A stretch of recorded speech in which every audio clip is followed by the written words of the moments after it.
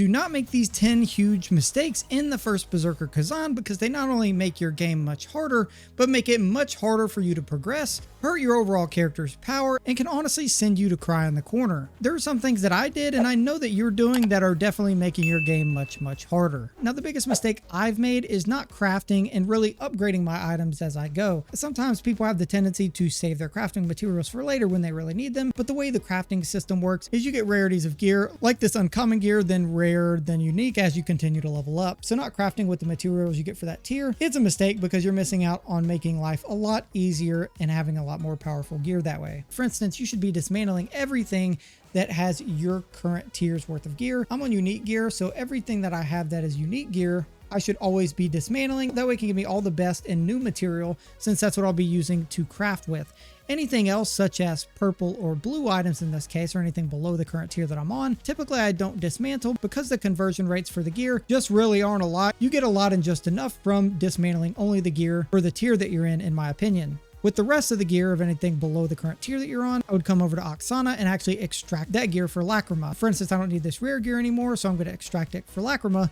And in turn, this gives me a ton of free levels and a ton of extra Lacrima. That way I can level up my skills and just overall be more powerful. And I think it's much easier to do it that way. Keep in mind, you should also craft items to upgrade them, especially when you jump up tiers. For instance, when you jump up gear tiers from rare to unique, that way you can get an immediate set of unique gear on, and depending on what you're already wearing, hopefully be a little bit more powerful, especially for upgrading your weapon really quickly. Keep in mind, you can also craft sets, and sets in this game are very powerful. So if you don't have a set, I would recommend taking the time to identify what set would be best for you and then going ahead and work to craft it. Now, some of these sets, like the Deep Shadow set, only require regular materials to be used. And you can see here, it doesn't require a ton of keen shards. Other sets like the Devourer of Darkness require specific unique legendary items down in the bottom right that you either have to find, buy from merchants, or get randomly throughout playing. So these sets are a little bit more rare, but do require more resources. Now, in terms of crafting, not upgrading my gear was also a big thing that I really wish I could have been doing from the beginning, because you see some huge power spikes early when you start doing this. For instance, if we take my spear, having something on here like damage increase and damage multiplier increase is the best. And what we can actually do here is click this stamina damage increase on enemy critical and change this attribute. This is going to give us guard stamina damage decrease, but ideally we can keep rolling this until we get some sort of damage that we want, like frontal attack damage, or just overall attack damage, and this will up our actual damage pretty high. Now keep in mind, when you upgrade these specific attributes and change them individually, it costs you more Lacrima each time. You can actually reset this cost by using an Augment of Wisdom, which you can actually buy from Danjin, and it will reset the cost of Lacrima, meaning you can keep re-rolling these for a little bit less cost once you've upgraded and changed it enough times. Arguably, one of the most important things in the game is your Guardian of Advocacy. As you fight bosses, there will be a golden orb outside of each boss arena where you can summon a Guardian of Advocacy to fight by your side, and these will be obtained by farting.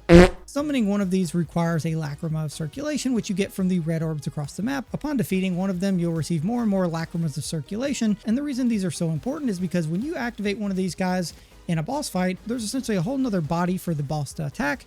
That leaves you open to attack and save you from a lot of damage and lets you dish out a bunch of damage at the same time. It's also important that you stop and grab these Lacrimas of Circulation as much as you can, because as you progress throughout the game, these boss fights get extremely hard, and having the Spirit of Advocacy leveled up to a proper level is almost vital, because without it, it will essentially die in one hit. You can talk to Daphrona within the crevice, go to upgrade Spirit of Advocacy, and upgrade between these three options. Ideally, the most important is the Spirit of Advocacy health increase, primarily because the more health your Spirit of Advocacy has, the longer they'll be on the field and in the fight, meaning the longer you'll be alive and dealing more damage. You can also farm these Lacrima of Circulations to level these up very quickly, which you can do by traveling to an early location, such as the Bengal lot. From here, there are plenty of orbs right here, but there are enemies there.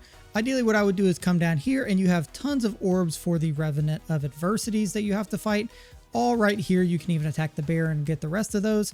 But ideally, you can do the first three, run right back over, reset at the Blade Nexus, come back over here and do them all again. Farming them this way will allow you to get a ton of that currency very quickly. If you farm these for a little while, you could ideally upgrade your Spirit of Advocacy very high in a lot of different categories, allowing it to stay alive throughout most entire boss fights. But think about this, you get a gate to adventure to play some of the best RPG games you've been dying to play. That's why G2A is the sponsor of today's video. G2A offers digital entertainment including software, video games, and gift cards at huge discounts, especially during their special Best RPG Game sale. G2A has a ton of great discounted prices right now on RPG games like Monster Hunter, Cyberpunk, Grand Blue Fantasy, and tons of others. And what's great is you get instant delivery. You can even get tons of great discounts on games outside of RPGs as well, with other software and other games that actually have really great discounts. I personally use G2A to get great discounts on games and software when I want them, and they are one of the most trusted sites, period. You can even get G2A Plus, that's a premium membership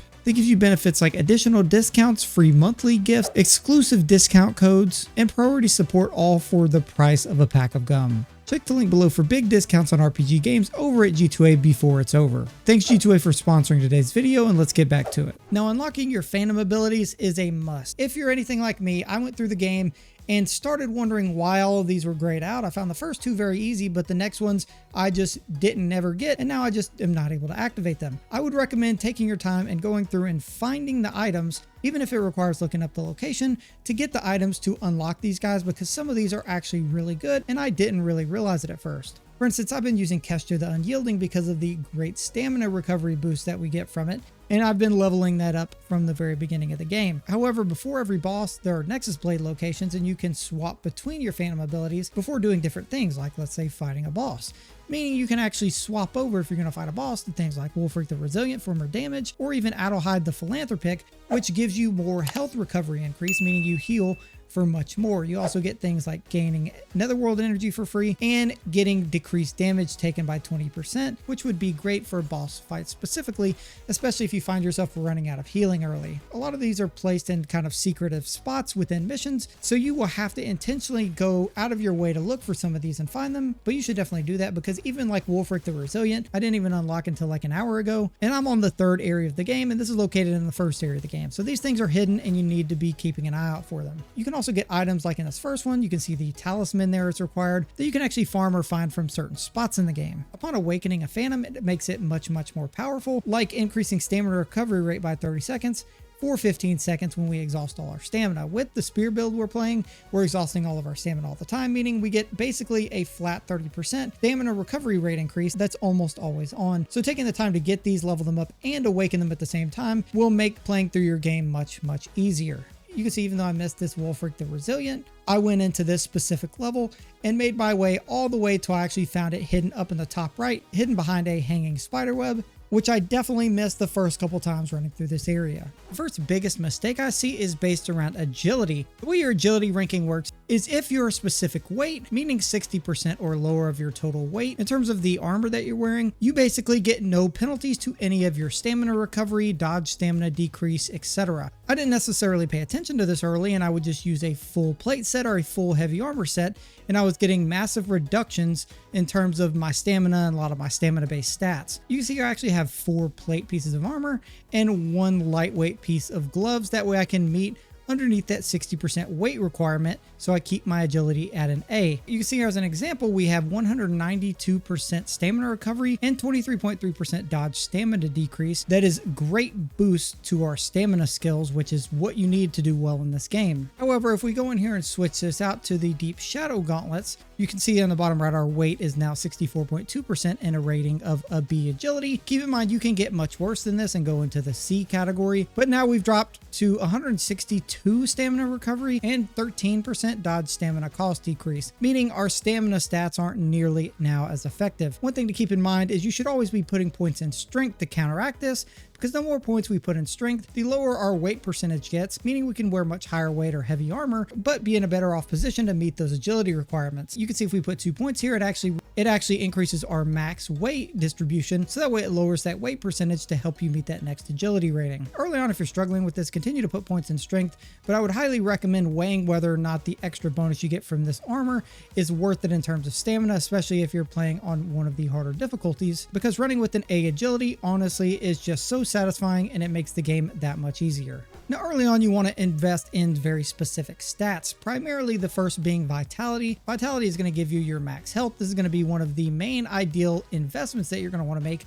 to help you survive early. Now keep in mind, investing Vitality also increases your attribute resistance. Strength is going to increase that max cap for your weight to allow you to wear a little bit more of heavy armor. Endurance is probably the second most important right off the bat, increasing your overall max stamina, meaning you can combo and attack many more times without running out of stamina, as well as it greatly increases your stamina recovery, which is one of the big things you need to avoid getting absolutely dog walked in boss fights. Willpower and proficiency can also increase different categories, but one of the big things here is prioritizing vitality and endurance for your max health and stamina, while also trying to prioritize strength really when you need it. Once you start upgrading to heavy armor pieces and you start hitting that overall agility cap, that's when you can really start investing more points into strength. But one of the big things you want to make sure you do is invest in the specific stats for your weapon scaling damage. For instance, the spear takes proficiency and willpower scaling, and proficiency offers us a double the attack damage scaling versus willpower. You can see 60 to 30 here based on the grade. So if we were to go into our stat tree and actually upgrade things, upgrading our willpower would give us +1 attack damage,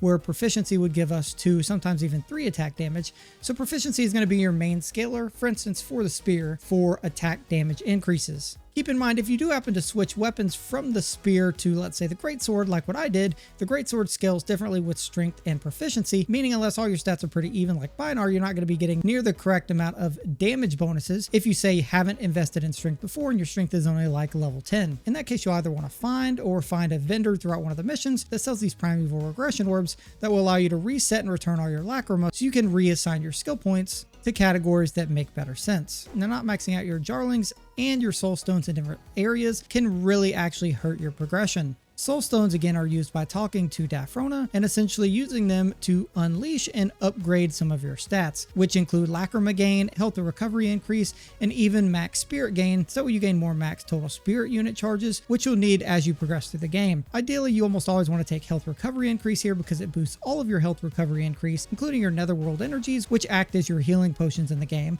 And without upgrading them and always upgrading lacrima, you can severely hinder your character because you won't be healing for near as much. Now, the soul stones can be found on any part of any map, ideally around any corner, so it's good to explore the entirety of each individual map segment. But again, I would say it's important to get the majority of these the first way through, because the more soul stones you have, the more you can heal, the much better time you're going to have in things like boss fights. Now, it's also worth noting that you should be intentionally looking for Jarlings as you continue throughout the campaign. These are going to be found in different jars, whether large or small size. And essentially, once you get to a certain point earlier in the campaign, you'll unlock an area in the Clean Realm over here to the left where you can go up some stairs and talk to the main guy, Danjin. He is actually going to send you on a quest to find 6 Jarlings, and once you find those, you'll then be able to see them throughout the rest of the map. You should be intentionally looking for these jars, so being able to spot them once you're used to looking for them is actually pretty simple. Now, the big thing here is he offers a shop. Once you collect enough Jarlings, you unlock options for being able to buy different Jarling helmets,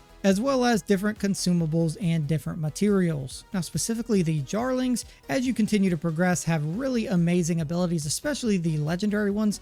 They have things like set item requirement decrease, as well as getting +10 to additional stats, which can be huge damage increases. For the end game, you should try to max out all the Jarlings you can find, so that way when you go back to collect the ones you missed, you don't have that many to focus on. Not using your consumables like every second of every minute is a huge mistake. You get a ton of consumables in almost every facet of this game, but there are some that are extremely valuable. For instance, the enhancer consumables actually add elemental effects to your weapon, meaning whether you're in a boss fight or not, you get a ton of extra damage from these, up to 10 to 20% extra damage just from having these equipped, considering you can get them extremely easy. The same goes for these resistance elixirs, especially during boss fights. These can save you from a ton of trouble. Even if you're going through an area where poison resistance is very common and you're getting nonstop hit with poison, popping one of these resistance elixirs very much helps you to not get that ailment attached. These used during boss fights are an absolute lifesaver. Also, the cleansing potions, you should almost always have one on your hotbar at all times, especially for the area that you're going in. Same thing applies if you get a poison ailment on you, you have to use a poison cleanse potion or that element type to actually get rid of it. Otherwise, it continues to damage you either until you die or it runs out. But I do have to warn you, these ailments do last a really long time, so carrying all of these and having them available is an absolute must-have. And then one of the other big consumables that I can't live without is the willpower orb. This acts as essentially an entire health potion all on its own. All you have to do is have 3 spirit gauge units available, and once you say run out of healing potion, you can use this and it will restore 50% of your health. This is a great backup up when fighting bosses. In case you happen to run out of healing potions, you can have willpower orbs on standby. As long as you're generating enough spirit gauge units, you can constantly heal this way. One other thing is this merchant will actually allow you to purchase the tier summon stone, which I always buy and fill up on, so we can retrieve our last lacrima or XP lost. Once you progress far enough, you get access to these consumables from the jar vendor, and some of these are very, very good. For instance, the Grave Robber's Lantern actually helps point you to treasure chests and collection items. The Undead Lantern prevents nearby undead from reviving, which is quite annoying. It's super helpful. The Pathfinder item actually reveals hidden walls or pathways. Ideally, if you're looking to get all your collectibles, buying the Grave Robber's Lantern is probably your best option, so that way you don't have to go back and get as many as possible. Now, one thing that can really hurt the power of your character is not paying attention to Khazan's memories. These might not seem super important at first, but they really are. The way these work is essentially each area outside of your regular Soulstones and Jarlings, if you click into it from the Blade Nexus, will have collectible items that you can essentially pick up throughout the mission. And at the bottom, you can see you can upgrade different stats. To upgrade these requires vengeance points. And in order to get these vengeance points, you have to get all of the collectibles within each area. For instance, if we go to Scaffa Cave right here, this area, we only have 7 out of 8 of the collectibles, meaning we don't qualify for those 6 vengeance points, which is basically a free upgrade to one of our stats below. And considering we're only missing 1, we should really go back and get that. The same goes for this one where I'm only missing 1 as well. That's 10 vengeance points. And then even Lake City where I'm missing both of these for an additional 12. By going back and getting these, I could basically get 4 additional upgrades to all these, which would definitely really help my character. And there's no need to rush through the campaign. By all means, feel free to go back and do this and get these while you can, because they're only going to help you later down the road facing the harder content. Also, make sure you're constantly checking your Your Codex. You'll be getting notifications for training completions as you beat a certain number of enemies or defeat specific enemies in specific ways, meaning that training criteria. You actually unlock chests with specific bonus training rewards in them. You actually don't get these rewards unless you come in here and manually collect them. And some of these have really good rewards. For instance, recipes for creating certain items and consumables that you can craft, different armor sets, again, free consumable items, weapons, rings, and even legendary materials for crafting legendary weapons. I didn't even realize this really until like level 90 or so. So make sure you're coming in here and collecting these, because again, you can get a ton of amazing consumables this way. Now, one thing you may or may not pay attention to is your common skills and which ones you absolutely need to have. Ideally, your first instinct is to spec into your weapon skills, but your common skills like Indomitable Spirit and Berserk Spirit, for instance, give you a ton of extra spirit for your spirit unit gauge. So you should always spec into probably these two, as well as Opportunistic Spirit if primarily you're using Brink Dodge a lot. I would 100% use Brutal Attack Execution. That way when you do a brutal attack on an enemy and execute them, you actually gain a free spirit charge to help with your spirit generation, as well as Brutal Attack Absorb, which once you unlock Phantom Form will actually significantly increase the amount of Phantom Form gauge that you gain when using brutal attacks. Also, early I would invest 2 points into Counterattack Offense. This is going to help you for boss fights. Counterattacking does arguably the most damage in the entire game, and that's kind of identified by this icon when you get attacked by a boss, that you can actually hit L1 and circle to counterattack them. Not only does it incapacitate them, it recovers all of your stamina for you, does a ton of damage to the enemy, and allows you to get in tons of extra hits as well. This, for boss fights, is the ideal primary mechanic for just being able to demolish them. Again, more damage here will make boss fights way easier for you. And also, depending on whatever weapon you're using, speccing early into things like Endurance, where you decrease the stamina cost of guarding or decrease the stamina cost of dodging, depending on what your primary thing is, it significantly helps your build and makes things a lot easier for you. Those are the biggest mistakes that are going to really keep you struggling in the First Berserker Khazan. If anything this video helped, like the video, subscribe if you're new, and make sure you check out either of these 2 videos, and make sure you don't miss this about the First Berserker Khazan.